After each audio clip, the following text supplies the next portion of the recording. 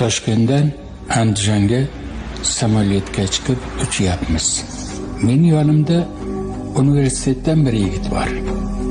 Gapdan gap chiqib, badiiy kitoblar to'g'risida xuddi haligi kimozorga qilganday savol boshlanib qoldi. Mehrobdan Chuyonni o'qiganman. Falanda qaysi unisi uni qarab, unisi buni qarab gapirib ketyapmizda. Orasida yana bitta kitobni so'radim, o'qimagan ekanman. O'zicha xursand bo'lib ketdi. U universitet talabasi badiiy kitobni o'qishda ustun bo'ldi. Muhammad Sodiq sekin chap qo'li bilan yelkamga bunday qildi. Dedim, almashinaylik dedi. Jashda bilan o'tirdi. O'zlarini har tomonlama qimtib, ko'ragini kerib, berma bir kitobni aytib, kitobni yozgan musannifning maqsadi nima? Bunda nimani yoritmoqchi bo'ldi? Aytib, siz falonchini o'qiganmisiz? Yo'q.